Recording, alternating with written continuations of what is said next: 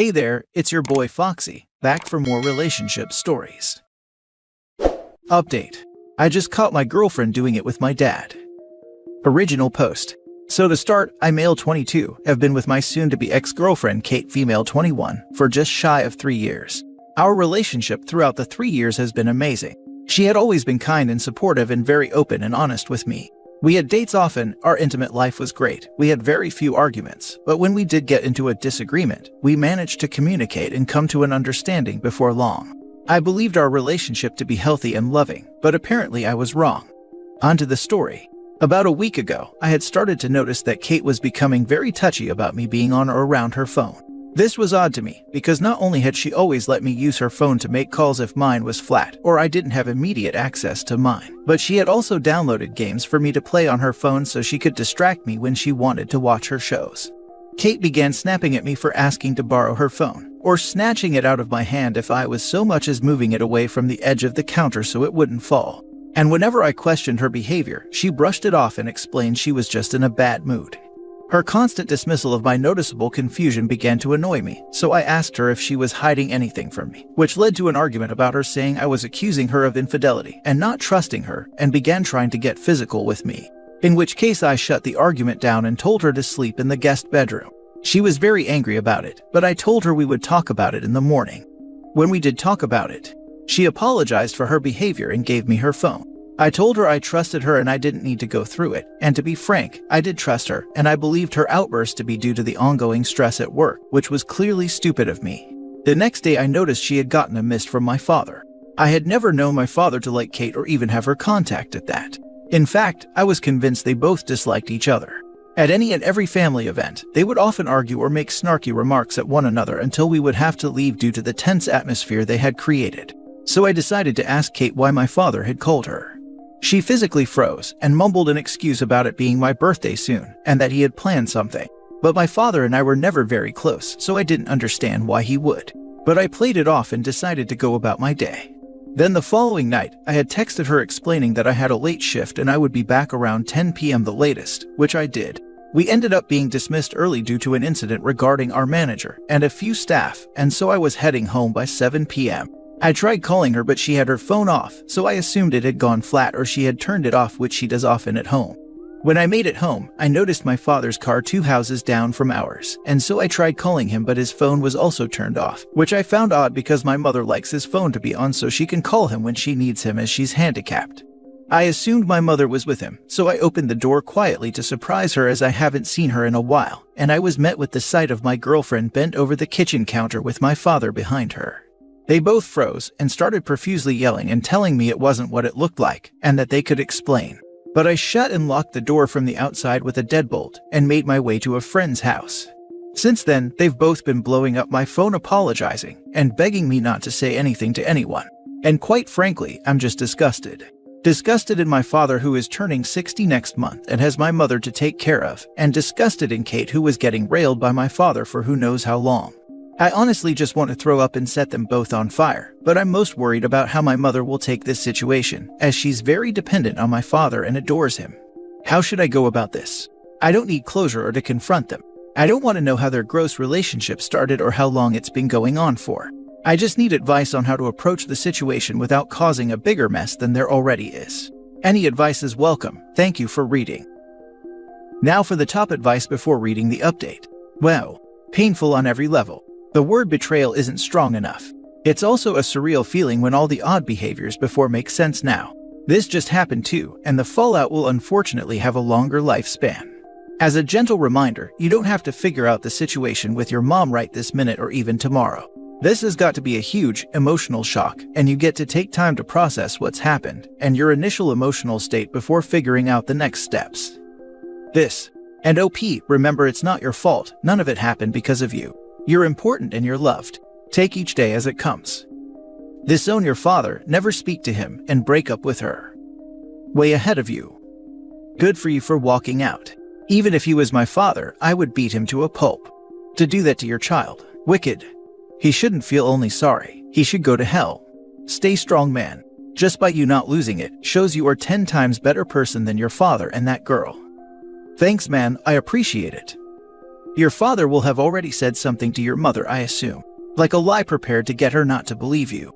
Have your girlfriend pack her bags, she can stay anywhere else. If she's refusing to leave, stay with a mate for now. Your mom is harder, she's in a more vulnerable position. Ultimately, it's up to her whether she wants to stay or leave, but let her know that she can stay with you, or that you'll help her move her stuff out if she has another person's house she can stay at, as I assume you're in a one-bedroom apartment. I don't know her personality, but given her disability and the length of their marriage, she may feel more inclined to stay. Best not to pressure her to leave, just have you both support each other. Please let her know that she isn't less than, she doesn't deserve this, and that he had no right to do that to her, just like your girlfriend had no right to do this to you. You both deserve better than this. I'm sorry this happened. I'm worried your father will argue that he needed to be cared for, instead of doing the caring to guilt your disabled mother into finding his actions excusable. But there's no excuse for cheating, especially with your son's girlfriend. Now for the first update.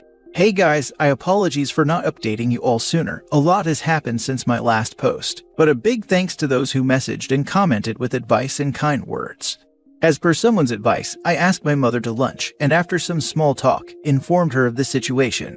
She was understandably upset and in denial about the situation, as my father had spoken to her prior about me still holding a grudge, a story for another time, and that I would be likely to come up with a lie to turn her against him for revenge. But after showing her the messages they had sent afterward, she was distraught and visibly angry about the ordeal. I then asked her if she would be comfortable with me sending an email to our relevant family members and Kate's parents and siblings. And while she was a little reluctant about it, she had said she didn't want the backlash from his family for leaving him. I then did just that. I sent an email explaining the situation and that my mother and I would be going no contact with both Kate and my father and low contact with anyone who gave either of us any grief for our decision. Now she is staying with her older sister, while I'm with a close mate until we can figure out a stable living situation for us both. Now onto the actual update. After the email was sent, there was radio silence for a day or two, before both my mother and I were bombarded with a mix of messages that I'll just summarize in small paragraphs. Kate's parents were evidently enraged that I accused their daughter of such a thing, and that they would be suing me for defamation on their daughter's behalf. I then took the liberty of sending them the screenshots from both Kate's and my father's messages, and they left me on scene for a couple days, before replying to me and informing me that while they wouldn't sue me, they would appreciate if I kept the situation under wraps. My father was the first to message my mother, attempting to convince her that I staged the messages, and that I was being petty and lying.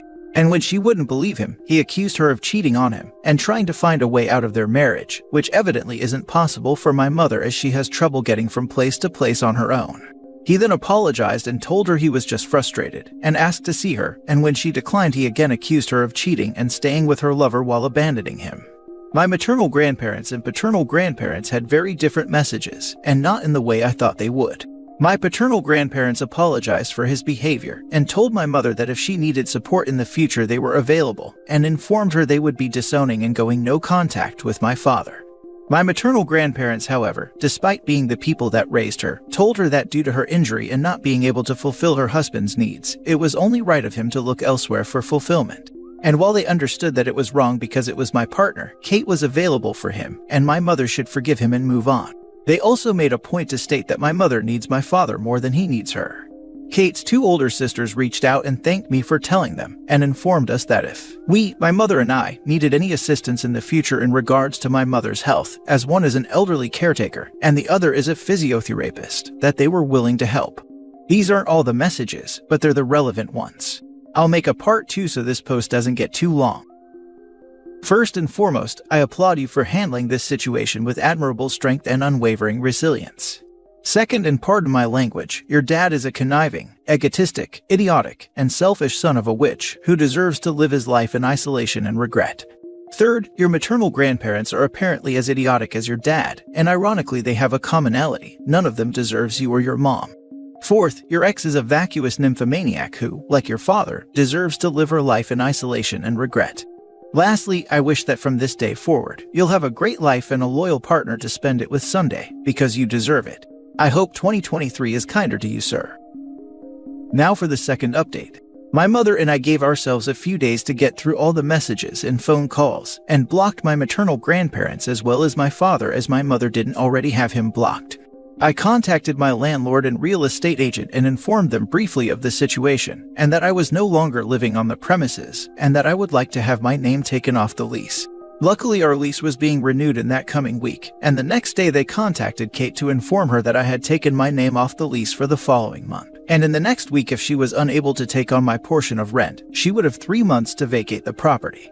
I don't know how she reacted, but I could tell it wasn't overly ecstatic as her parents contacted me and asked if, despite everything, I would be willing to pay for her rent just for this month because she doesn't have the money for it at the moment. Obviously, I declined and told them that I no longer have anything to do with her anymore.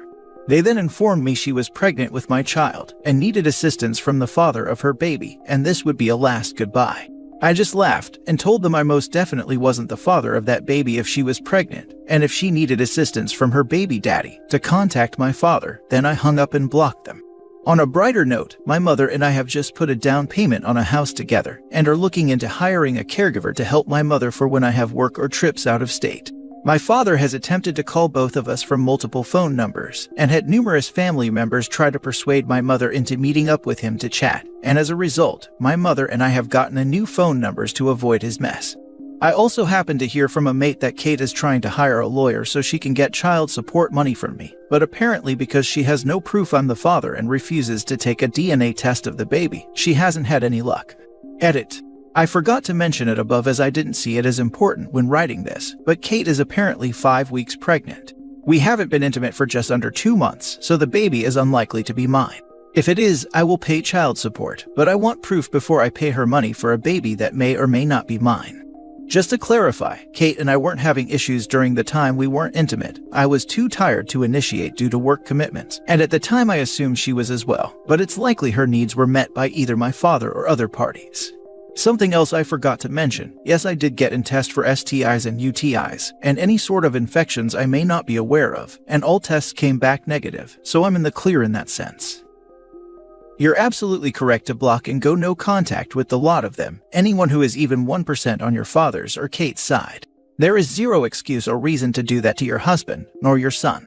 I feel like the maternal grandparents need a particular call out. I could never fathom saying what they said to anyone who had gone through being cheated on, let alone my own daughter.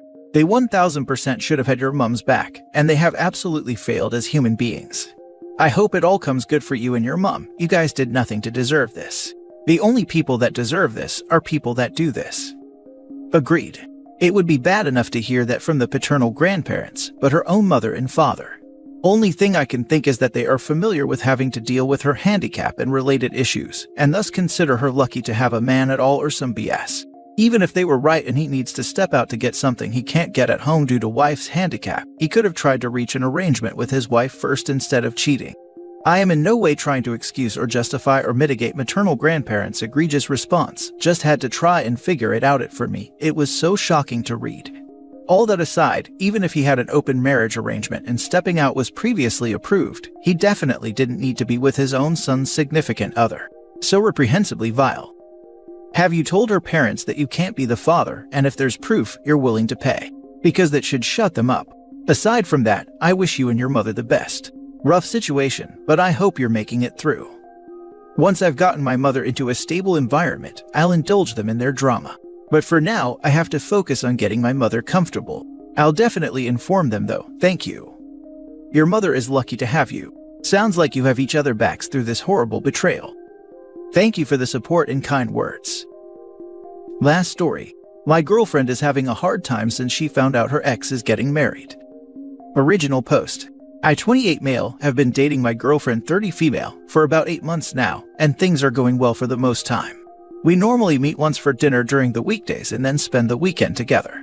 But the last time I saw my girlfriend was 2 weeks ago, and since then my girlfriend has not wanted to see me because she needs some space. The reason she needs the space is because she was hit really hard by the news of her ex getting married. She dated him for 9 years, from the age of 18 to 27. From what she has told me, they broke up because they were not on the same page about the future of the relationship. My girlfriend wanted to get married and he never wanted to get married. So eventually they broke up. It's almost been 4 years since they broke up. I never even suspected my girlfriend might still be having feelings for him, but after watching her strong reaction to his marriage, I can't be so sure of that. The guy is getting married to someone he has dated for less than a year. And yes, it's weird, but I don't think it really deserves that much of a reaction unless she is still in love with him. I am at a loss on how to proceed, guys. Any advice will be appreciated. Now for the top advice before the mini update at the end. It's the Harry and Sally moment, and yes, I'm dating myself here. She spent 10 years with her ex, and they parted ways because she wanted marriage and he didn't. So the breakup in her mind was mourned as we wanted different things. But when he gets married, she can no longer put that breakup in the "we wanted different things" bucket. But that he wasn't against marriage, he was against marrying her. It makes it more personal, so she now is dealing with a whole range of emotions. She doesn't want him back, doesn't still love him, but is hurt because she feels something is wrong with her. Now saying all of that, I'm not sure if I could jump back into a relationship with someone who stopped talking to me because they needed to mourn like this. It would irrationally make me feel like second place. And depending on how serious the relationship is, I might choose to part ways. She clearly has some stuff to work through. So you have to decide if you are good with waiting to see, or if you prefer to just cut your losses. We can't answer that for you. 8 months into dating my now husband, we were serious, so I would have waited to have a discussion, but other people, nope. I have decided to wait till the end of the month. If she is still taking space by then, I will know what I have to do. And I am sorry, but I haven't seen the movie. Sorry for digressing, but I highly recommend it. When Harry Met Sally might be 33 years old now, and I haven't seen it in at least a decade, but I remember thinking they really nailed the dynamic of a friends-turned-lovers relationship.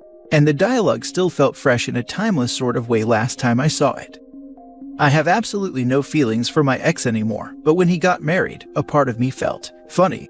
I'm not sure how to describe it. I wasn't jealous, but I was immediately hit with a wave of memories. It was an odd reaction for me, especially given that I broke up with him and was even the first of either of us to get married. I didn't, however, push my husband away, and I didn't need space. So you didn't ghost your husband for weeks. That's weird, because according to everyone here, it's completely normal and acceptable to do that. Now for the little update. I have decided to break up with her, but I will wait 2 more weeks before telling her. Hopefully she will be in a better headspace by then.